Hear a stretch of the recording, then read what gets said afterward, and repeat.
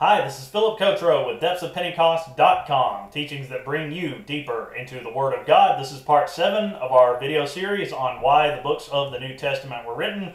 We're going to look at 3 books at once tonight. That is Colossians, Philippians, and Ephesians. Reason being that these books were written at the same time. They're sometimes referred to as Paul's imprisonment letters. These are the first letters Paul wrote while actually incarcerated.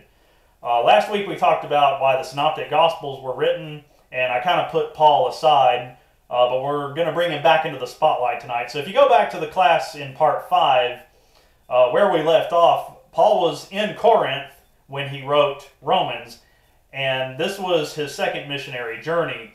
And he wrote a desire to the Romans that he wanted to go visit them, but he wasn't able to at that time. So after that, after he was done straightening everything out in Corinth, he sails back home. He stops first in the city of Miletus, then to Caesarea. Now, if you remember, we were talking about the Jerusalem Relief Fund. This was a collection of money from many of the churches across the ancient world because Jerusalem had been hit by a severe famine, and there was a lot of starvation going on, and they were in desperate need of relief. So Paul has amassed a large sum of money that he is going to bring to Jerusalem to help them out with that. So it's all been collected. Paul goes back to Jerusalem. He's ready to deliver it to them. But it's been prophesied over him while he's staying in Caesarea, don't go back to Jerusalem. Your life is in danger. There's too many people seeking to kill you. He doesn't listen to the prophecies, and he goes anyway. In fact, he actually has a dream. There's an angel of the Lord that visits with him and tells him not to worry, that the Lord will be with him and protect him. So he goes to Jerusalem. He delivers the money to them. The church is thrilled to see Paul again. They're thrilled to get the money, to get the financial relief that they need. The prophecies, however, turned out to be true. Jews all over Jerusalem had been plotting to kill Paul. In fact, there's actually a group of 40 of them that have taken a vow that they are going on a fast, and they have sworn that they will not drink any water or eat any food until Paul is dead. So while Paul is staying in Jerusalem, his nephew actually brings it to his attention that this plot is out to take his life. Paul had been arrested at this point by Roman soldiers because when he returned to Jerusalem, he was addressing a large crowd, but the crowd sort of turned into a riot. And the soldiers, the Roman soldiers, assumed that he was the instigator of a riot, but that wasn't really what was happening. He was speaking to a crowd, and the crowd sort of turned on him. So Paul is now in Roman custody, and they would try him. They want to put him on trial there, but Paul, remember, is a Roman citizen. So he exercises his right as a Roman citizen and says, I do not want to be tried for this crime here. I would rather be taken to Rome. He appeals to Caesar. He has every right to do that. So because of the plot to kill him, the Romans actually have to give him protection while they take him to Rome to face trial. Because of the plot to kill him, they actually have to heavily guard him. He's surrounded by 470 heavily armed Roman troops altogether. So he's taken to Rome, and the ship actually crashes and shipwrecks on the island of Malta. This is from the years 60 to 61 AD. So this is where Paul is building a fire, and the natives are watching, and a snake comes out and bites him, and he shakes the snake off, and he doesn't die from the poisonous bite, and they assume he's a god. That's a familiar story from the book of Acts. It's around this time, they're shipwrecked on the island for about 3 months, so during the winter of 60 to 61 AD. It's around this time that our class last week took place, when the first 3 synoptic gospels were written, so somewhere roughly in this time period. So 3 months later, Paul and his group are stranded on this island, and a ship from Alexandria is sent by the Romans to finish escorting Paul to Rome. So Paul finally gets to the city of Rome. He's never been there before. And this is a dream come true for him because he's always wanted to visit the church in Rome. However, he can't visit them. He's under arrest. So there's a little bit of a complication there. But at least he's finally in Rome. Now, what the Romans do next is kind of interesting. They put him under house arrest while he's awaiting trial, but while he's there, he's not really locked in a dungeon. He's actually allowed to stay in an insula, and he's guarded by Roman troops. The Romans are surprisingly lenient on Paul.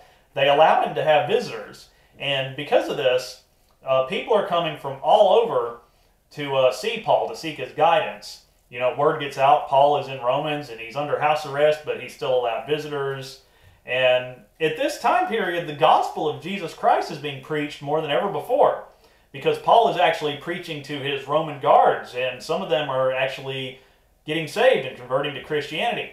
Preachers and church leaders from all over are coming to seek Paul's advice while he's stationed in prison here, and just some of them just for a chance to meet Paul personally, because he's become a legendary figure at this point. One of these visitors is a church leader, and his name is Epaphras. Epaphras had planted 2 churches in Asia Minor, in the jurisdiction known as Pamphylia. These 2 churches were in the cities of Laodicea and Colossae. Now, Epaphras had an issue on his hands. He planted these 2 churches, and he was the leader and bishop over these 2 churches. But there was a false teaching starting to take place, especially in Colossae. Now, this false teaching is a weird mixture of Jewish legalism and mysticism. So, this weird teaching is, what it's basically saying is that if you are a Christian, but you touch any unclean thing, you've separated from your union with God. This weird doctrine has a real emphasis on union with God.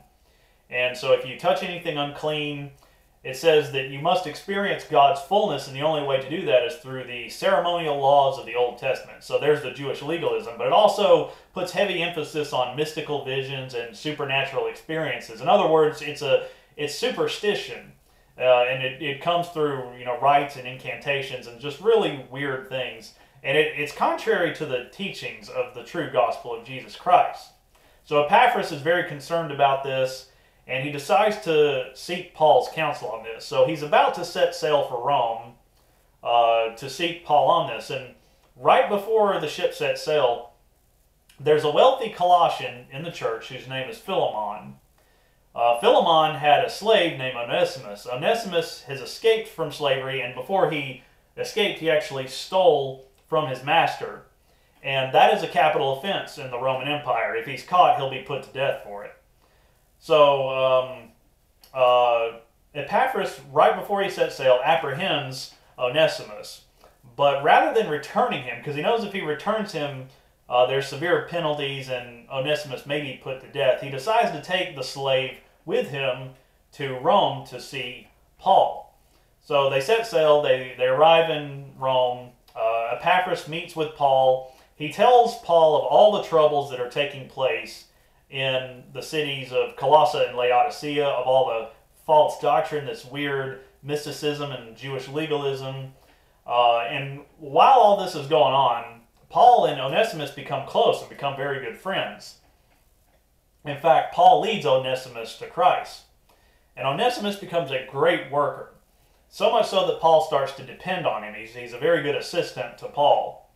So in AD 61, first Paul writes Colossians.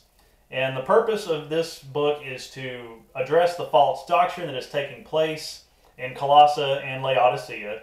The theme of Colossians is Christ as the head. And since the false doctrine that had been breaking out here really puts a reference or emphasis on unity with God, and if you do anything wrong, you might lose your unity with God, the message that Paul tries to get across is that we already have unity with God, and it comes through Christ, and there's nothing that can separate you from Christ. So Paul presents Christ as the head, and he presents the church as the body, and a head and a body cannot survive without one another. If you separate the two, both will die. And Paul is trying to get that point across.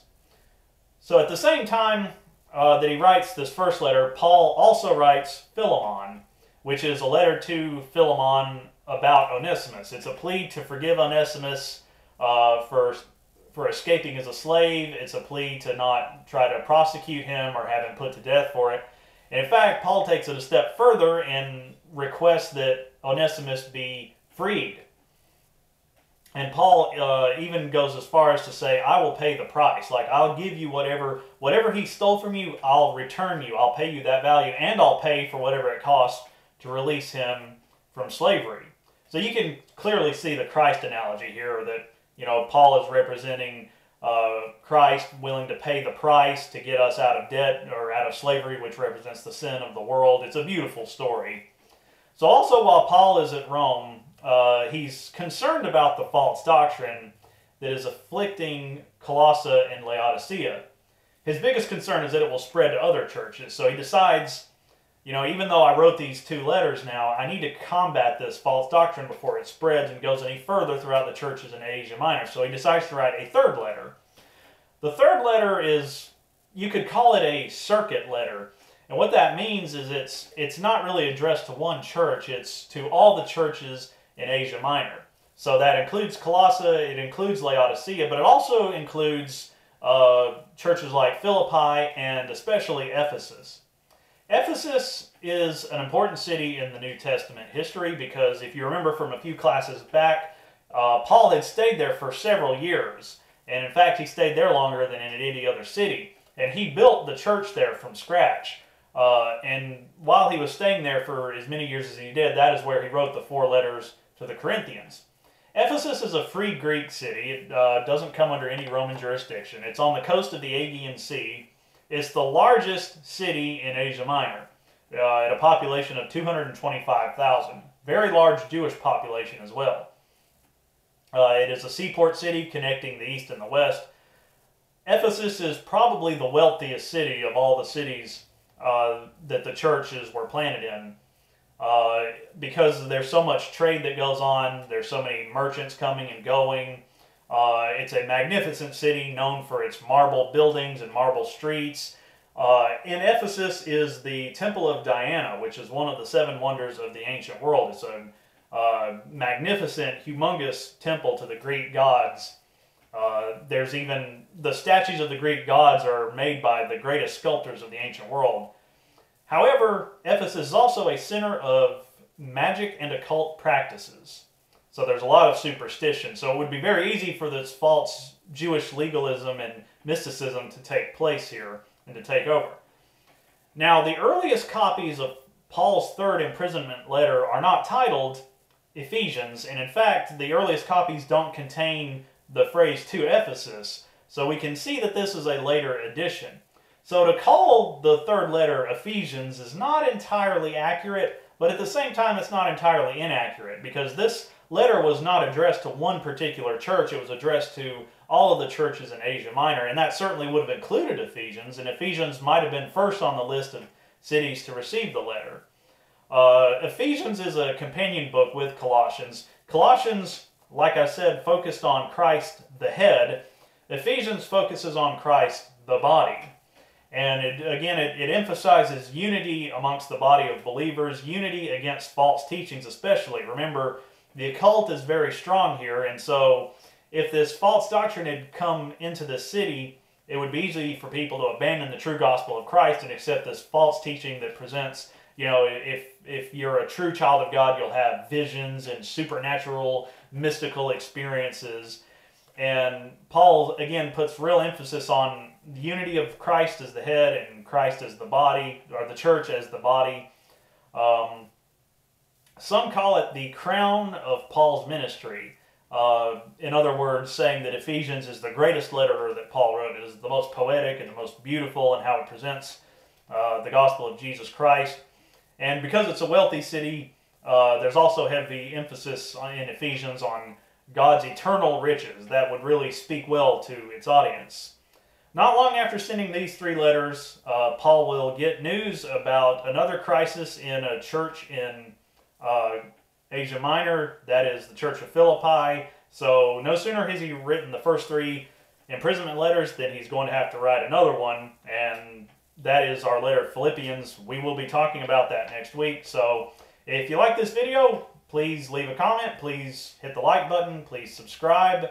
I upload these every Tuesday night. You can also check out my weekly blog, that's depthsofpentecost.com. I upload new blogs every Saturday, or you can follow me on Twitter at DepthsPentecost. So thanks for watching, and God bless.